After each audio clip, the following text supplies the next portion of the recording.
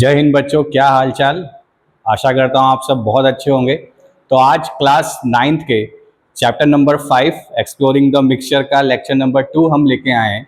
First lecture में हमने पढ़ा था कि क्या क्लासिफिकेशन होता है, मिक्सचर क्या होते हैं, प्योर सब्सटेंस क्या होते हैं, और मिक्सचर्स की कैटेगरीज में हमने पढ़ा था होमोजीनियस और हेट्रोजीनियस मिक्सचर। अब आगे लेक्चर्स में हम इन होमोजीनियस और हेट्रोजीनियस मिक्सचर्स को पढ़ने वाले हैं, जिसमें आज होमोजीनियस मिक्सचर को हम स्टडी करेंगे। और होमोजीनियस मिक्सचर को ट्रू सॉल्यूशन या सॉल्यूशन भी कहा जाता है।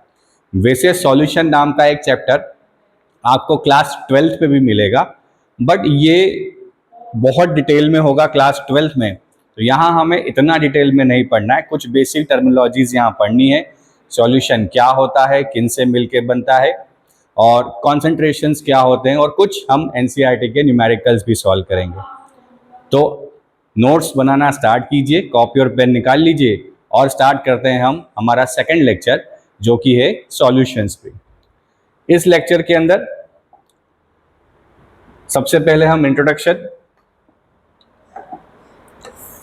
देन सॉल्यूशंस क्या होते हैं, कॉन्सेंट्रेशन ऑफ सॉल्यूशंस क्या होते हैं, और न्यूमेरिकल्स ऑन कॉन्सेंट्रेशंस हम बात करेंगे। तो बहुत ज़्यादा बड़ा नहीं है, पर चूंकि न्यूमेरिकल पोर्शन है तो थोड़ा सा यहाँ न्यूमेरिकल सिंपल से हमें कैलकुलेट करना है।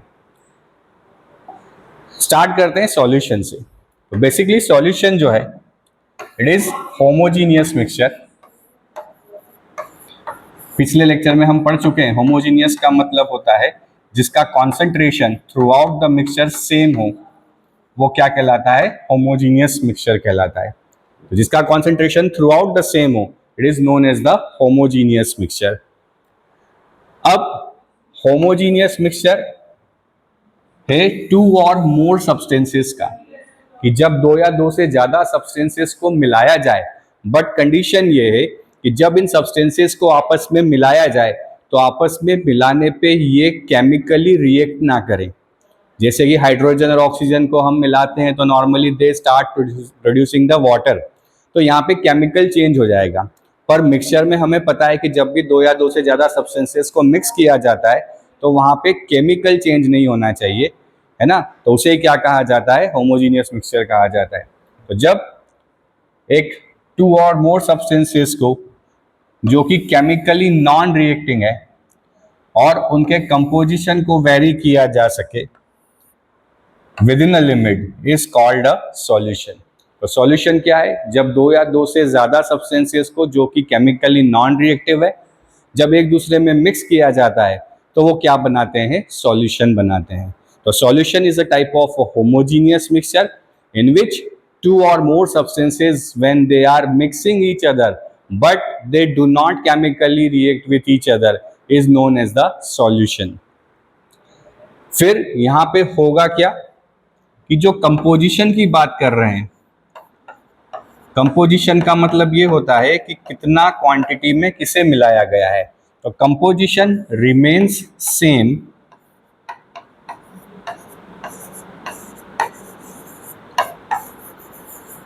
Through out solution. Composition remains same through out the solution. पूरे सॉल्यूशन में जो कंपोजिशन है वो क्या रहता है, सेम रहता है। इसको ऐसे समझे कि suppose we have a cup of tea, हमारे पास एक चाय का कप है, हम चाय पी रहे हैं। तो ऐसा नहीं होता है कि उस चाय के पहले सिप को जब हम पिए तो टेस्ट, मतलब चाय थोड़ी फीकी लगती है और आखिरी तक आते आते चाय बहुत मीठी हो जाती है।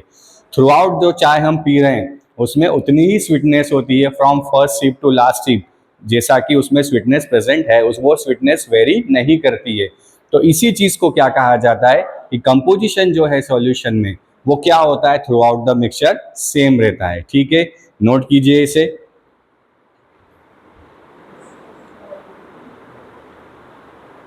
बढ़े आगे।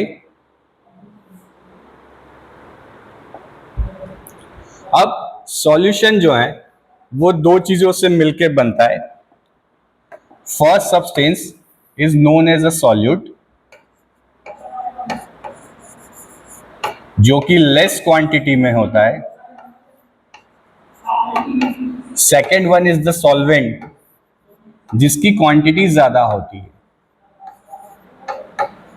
फॉर एग्जाम्पल, अगर हमने 5 ग्राम नमक को NaCl को 100 ग्राम वाटर में अगर डिसॉल्व किया तो NaCl will be treated as a solute और water will be treated as a solvent. क्योंकि वाटर की क्वांटिटी ज्यादा है तो water will be treated as a solvent. तो जिसकी क्वांटिटी कम होती है it is to be known as solute, और जिसकी क्वांटिटी ज्यादा होती है वो सॉल्वेंट होता है।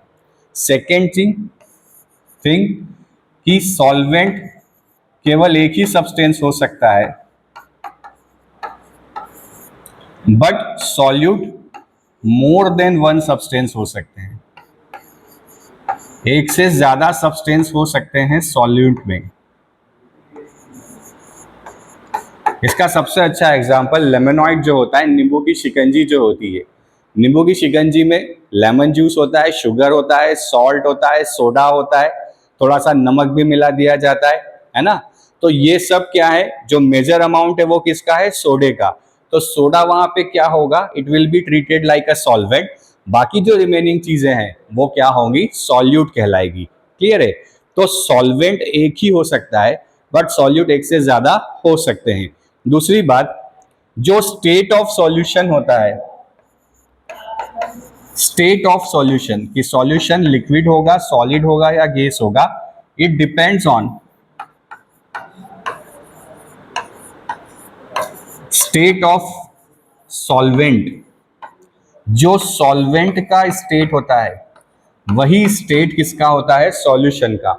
अगर सॉल्वेंट सॉलिड है तो सॉल्यूशन भी सॉलिड टाइप का होगा, अगर सॉल्वेंट लिक्विड है तो सॉल्यूशन भी लिक्विड होगा, और अगर सॉल्वेंट गैसेस है तो सॉल्यूशन भी गैसियस टाइप का होगा।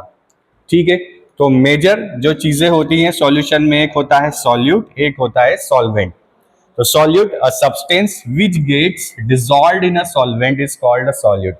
वो जिसे सॉल्वेंट में डिसॉल्व किया जाता है उसे क्या कहा जाता है, सॉल्यूट कहा जाता है। And a substance in which a solute get dissolved, और जिसमें सॉल्यूट डिसॉल्व किया जाता है उसे क्या कहा जाता है, सॉल्वेंट कहा जाता है। तो सॉल्यूट जिसको डिसॉल्व किया जाए, सॉल्वेंट जिसमें डिसॉल्व किया जाए।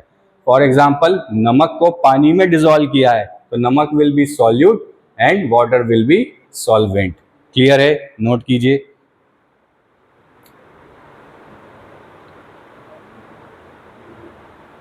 ठीक है, बढ़े आगे। अब न्यू एनसीईआरटी में डू यू नो वाला कॉलम जो है, यहां पे एक अच्छी इंफॉर्मेशन हमें दी है ORS के बारे में। तो ORS बेसिकली होता क्या है, it is oral rehydration solution. Oral rehydration solution ये तब दिया जाता है जब बॉडी में डिहाइड्रेशन ज्यादा होता है। तो बॉडी में डिहाइड्रेशन होने के कारण जो डेफिशिएंसी आती है उसको रिमूव करने के लिए हमें ओरली रिहाइड्रेशन सॉल्यूशन दिया जाता है। अच्छा, ये पूरी चीज हम पढ़ क्यों रहे हैं, क्योंकि हमारा जो नेक्स्ट टॉपिक है वो है कॉन्सेंट्रेशंस ऑफ सॉल्यूशन।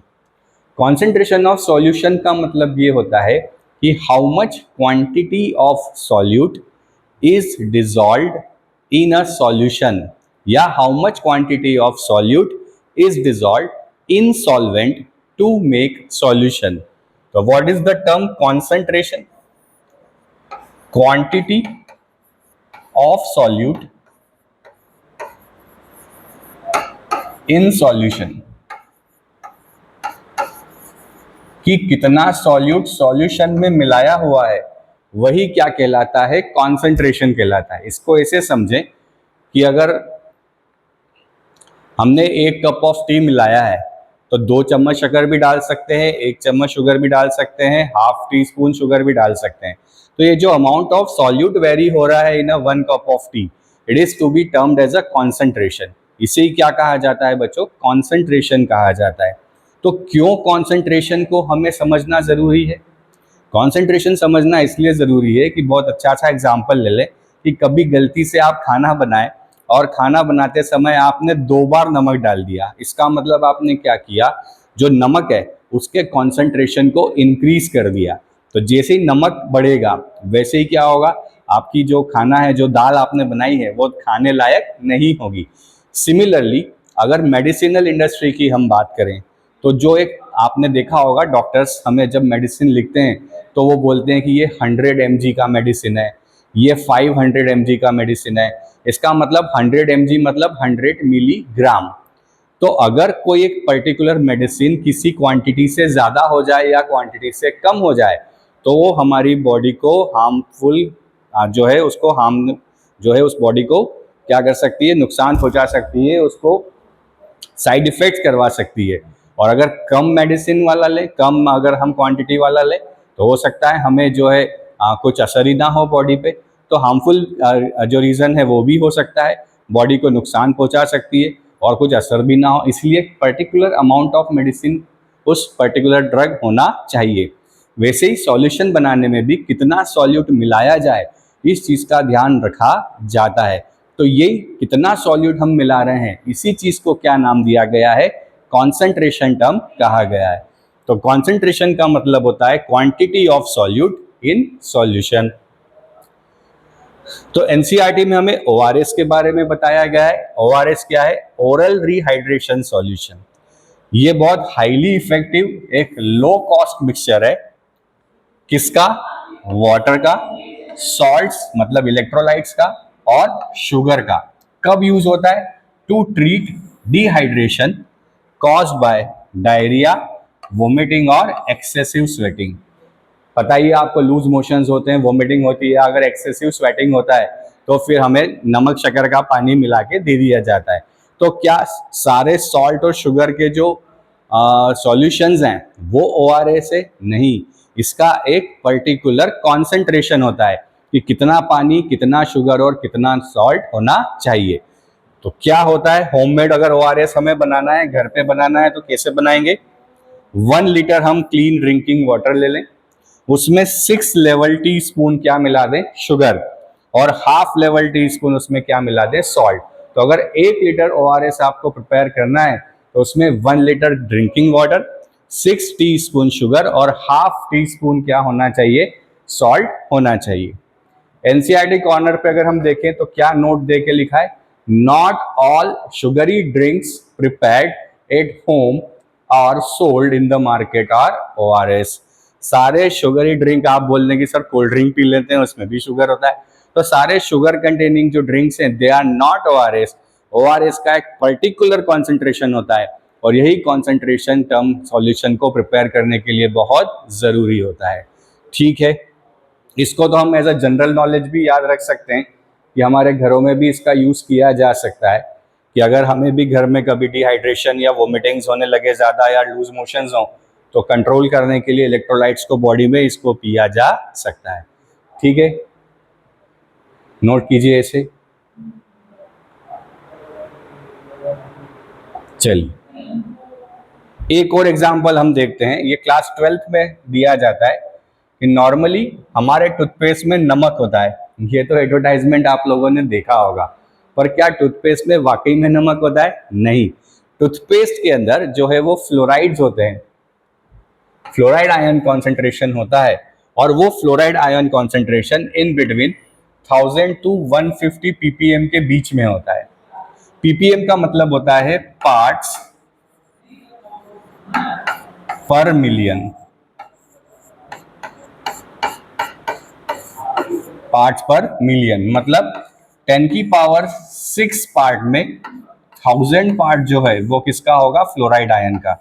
कि टोटल टूथपेस्ट अगर 10 की पावर 6 है तो उसमें 1000 पार्ट क्या होना चाहिए? फ्लोराइड आयन होना चाहिए। एक बड़ा इंटरेस्टिंग सा फैक्ट है यहाँ पे कि अगर ये जो पार्ट्स पर मिलियन है फ्लोराइड का, अगर ये एक्सीड हो जाए 1500 से तो फिर वो चूहे मारने की दवाई, रेड पॉइजन बन जाता है। इसीलिए मैं आपसे कह रहा हूं कि जो कॉन्सेंट्रेशन टर्म है वो कॉन्सेंट्रेशन टर्म बहुत ज़रूरी होता है in the field of medicine. कि कुछ भी अगर थोड़ा सा भी ड्रग जो है उसका वैल्यू बढ़ा या कम हुआ तो वो बहुत हमारी बॉडी को नुकसान पहुंचा सकता है। तो क्या होता है कॉन्सेंट्रेशन ऑफ सॉल्यूशन? बड़ा इंपॉर्टेंट पॉइंट है, हमें पता होना चाहिए कि concentration of solution is the amount of solute present in a given amount of solution और the amount of solute dissolve in a given mass और वॉल्यूम ऑफ सॉल्वेंट, कि कितने सॉल्वेंट में, कितने मास ऑफ सॉल्वेंट में या कितने वॉल्यूम ऑफ सॉल्वेंट में कितना मास ऑफ सॉल्यूट या कितना वॉल्यूम ऑफ सॉल्यूट डिजॉल्व किया गया है to prepare solution is known as concentration. उसे क्या कहा जाता है? कॉन्सेंट्रेशन कहा जाता है। नोट कीजिए इसे, बड़ा इंपॉर्टेंट टर्म है। ठीक है, बढ़े आगे।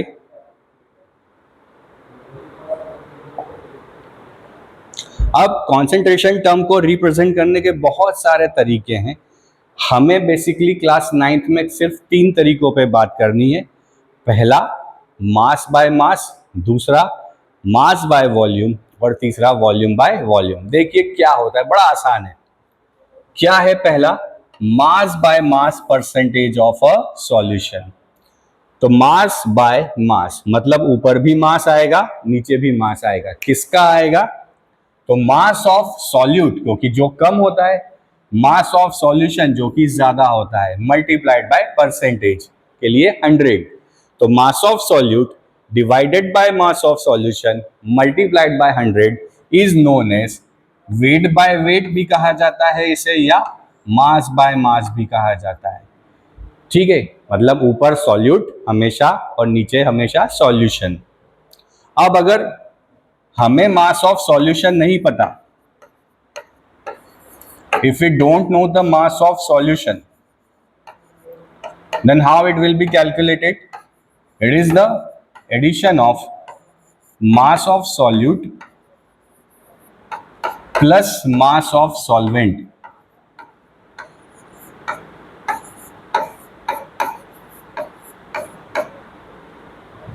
मास of solid plus mass of solvent.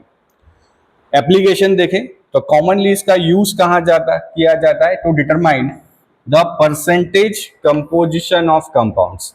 जैसे कि पता लगाना है कि वाटर जो H2O है उसमें कितना परसेंटेज कंपोजिशन है। तो 2 हाइड्रोजन है और वाटर का जो टोटल मास होता है वो होता है 18U। तो 2 divide by total multiplied by 100 मतलब 2/9, और इसको अगर हम कैलकुलेट करें तो इट विल बी द 11.11%। तो अगर 11.11% हाइड्रोजन है तो ऑक्सीजन कितना हो जाएगा? 88.9%। तो इस तरीके से किसी कंपाउंड के अंदर अगर different atoms, different elements present है तो वो कितने परसेंटेज रेशियो में है, इसका हम यहां से कैलकुलेशन कर सकते हैं। सिमिलरली बड़ा इंपॉर्टेंट सा टर्म जो है ये आप लोगों ने देखा होगा कि सपोज किसी बॉटल पे लिखा हुआ है कि it is a 10% glucose solution. ये क्या है? एक 10% ग्लूकोज सॉल्यूशन एक बॉटल पे लिखा हुआ है, और लिखा हुआ है कि this 10% mass by mass glucose solution. इसका मतलब ये हुआ कि उस 100 ग्राम ऑफ सॉल्यूशन में 10 ग्राम जो है वो क्या मिला हुआ है? ग्लूकोज। फिर से अगर एक हमारे पास 100 ग्राम ऑफ सॉल्यूशन है और बॉटल पे लिखा हुआ है 10% glucose solution, it means that bottle contains 10 gram of glucose solution in 100 gram of solution. तो अगर 10 ग्राम ग्लूकोज है, टोटल 100 ग्राम है, और अगर सॉल्यूशन वाटर में प्रिपेयर किया हो तो वाटर कितना हो जाएगा? टोटल में से 10 माइनस कर दें तो 90 ग्राम ऑफ वाटर उसमें मिलाया हुआ है। क्लियर है? ठीक है, अगर किसी बॉटल पे लिखा हुआ है कि 20% ग्लूकोज सॉल्यूशन है, इट मींस कि 100 ग्राम सॉल्यूशन में 20 ग्राम ग्लूकोज मिला है और 80 ग्राम जो है उसमें क्या मिला हुआ है? वाटर मिला हुआ है। क्लियर? तो बड़ा इंपॉर्टेंट है कि मास परसेंटेज क्या होता है? मास of solute upon mass of solution multiplied by 100। Note कीजिए इसे।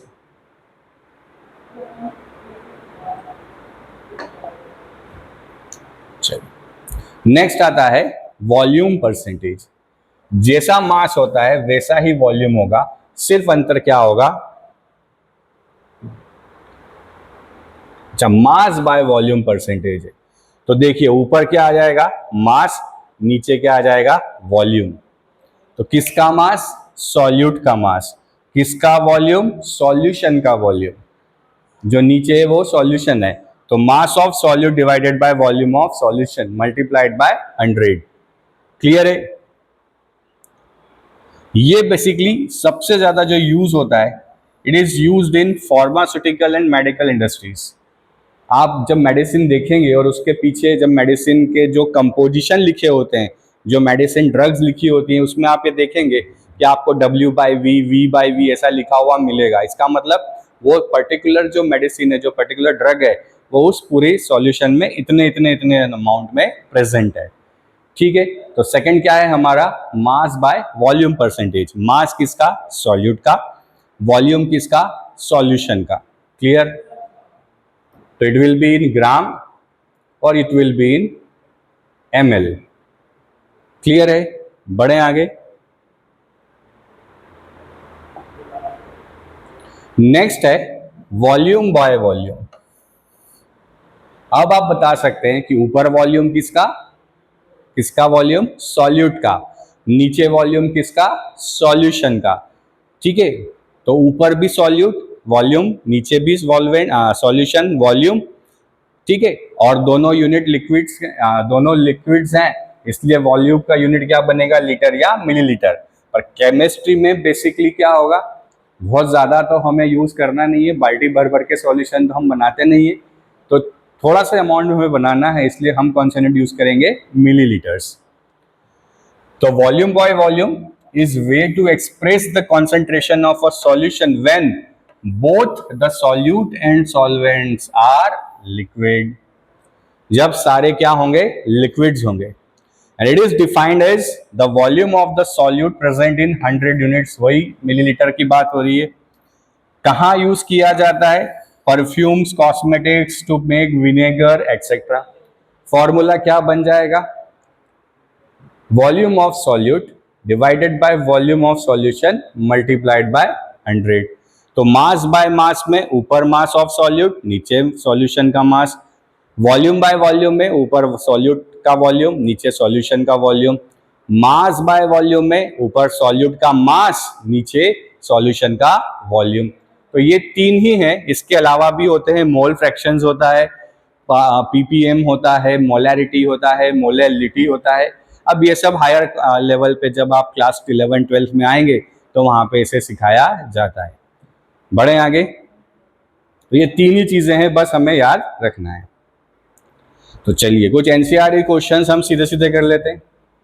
पहला question, if 10 gram salt is dissolved in 90 gram of water, calculate the mass by मास। अच्छा बच्चों, पहले तो यहां देखो, मास दिया है किसका? सॉल्ट का। कितना? 10 ग्राम। फिर मास दिया है किसका? वाटर का। कितना? 90 ग्राम। तो सॉल्ट क्या हो गया यहां पे? सॉल्यूट। वाटर यहां पे क्या हो गया? सॉल्यूशन? नहीं, वाटर क्या है यहां पे?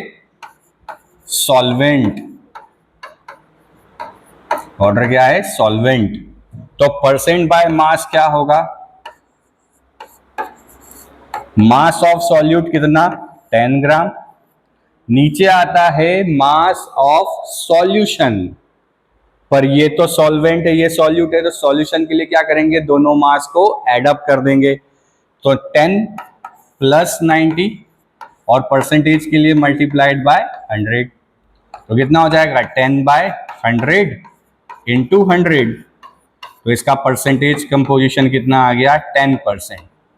मतलब उस सॉल्यूशन में 10% सॉल्ट जो है वो डिसॉल्व होगा। क्लियर है?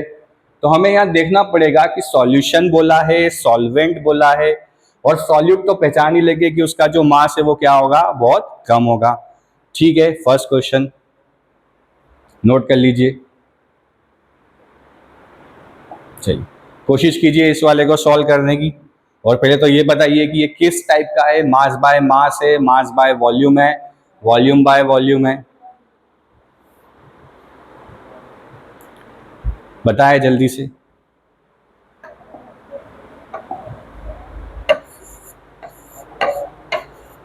चलिए करते हैं।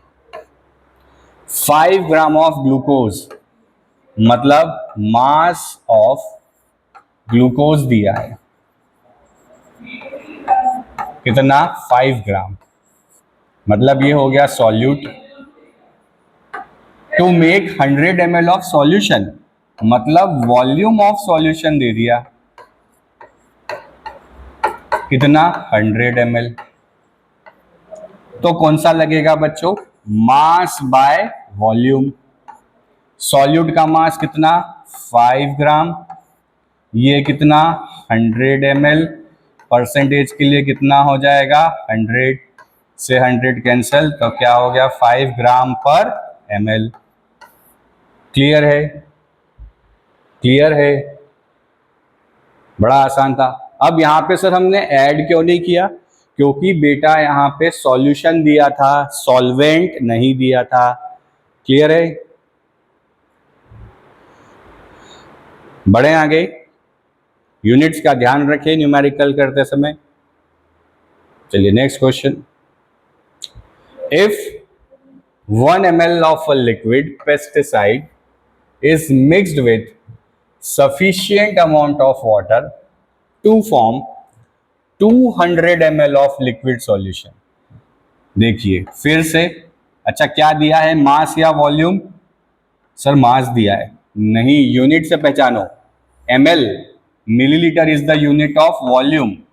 तो volume of solute will be 1 ml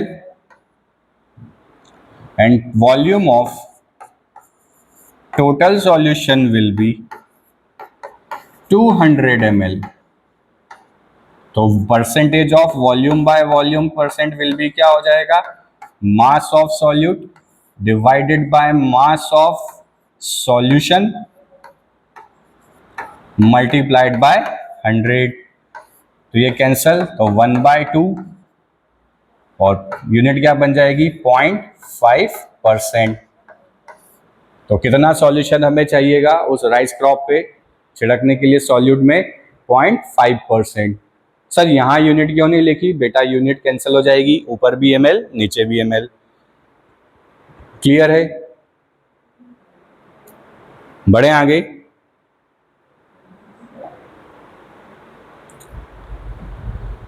next question है, a common talcum powder contains 4% m/m zinc oxide. 4% m/m का मतलब क्या हो गया, 4 gram zinc oxide present in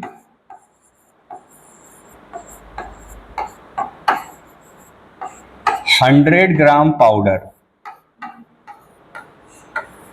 कि अगर हम 100 ग्राम पाउडर ले लें तो उसमें 4 ग्राम जिंक ऑक्साइड है, तो पूछ रहा है how much zinc oxide is present in 300 ग्राम। तो बड़ा आसान हो गया, क्या हो गया, since 4 gram ZnO zinc oxide present in 100 gram powder, therefore 1 gram zinc oxide will present in 100/4। so x gram will present in how much 300 ग्राम। या इसको रिवर्स कर लेते हैं, इसको रिवर्स कर लेते हैं, उल्टा लिख लेते हैं इसको, कि since 100 gram powder contains how much 4 gram zinc oxide, so therefore 1 gram powder contains how much 4/100 zinc oxide।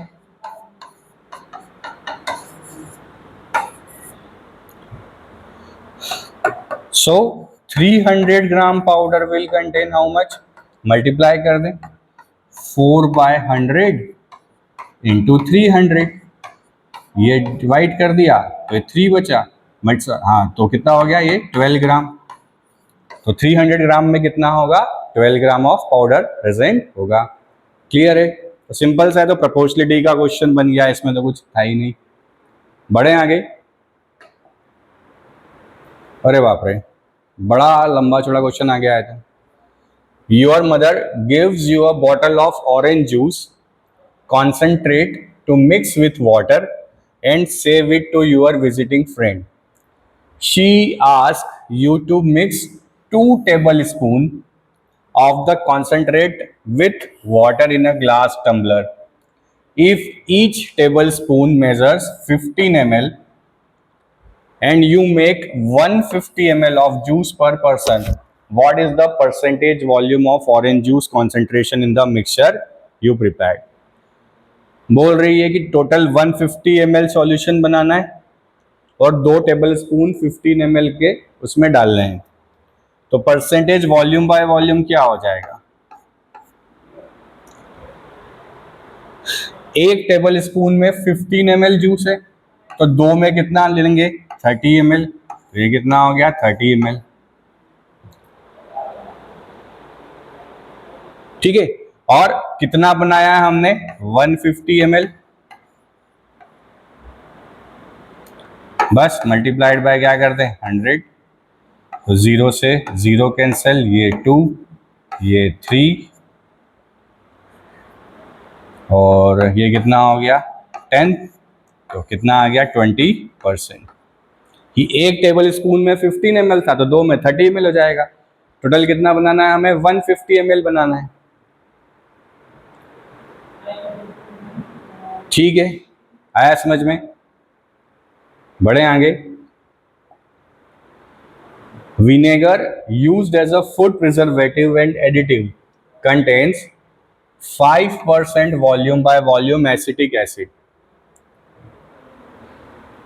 Glacial acetic acid is a liquid that is 100% acetic acid.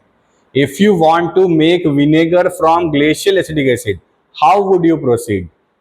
तो कितना एसिटिक एसिड ले लेंगे आप बताओ? फूड प्रिजर्वेटिव में 5% होता है, इसका मतलब क्या हो गया 5 ml acetic acid in 100 ml vinegar. Simple सी कहानी हो गई कि अगर 5% है, इसका मतलब क्या हुआ कि हमें सिर्फ कितना मिलाना है 100 ml में 5 ml मिलाना है। तो 100 ml सॉल्यूशन जो है विनेगर का, उसमें कितना एसिडिक एसिड होगा 5 ml एसिडिक एसिड होगा। दैट्स इट, और कुछ भी नहीं करना है इसके अंदर। ठीक है,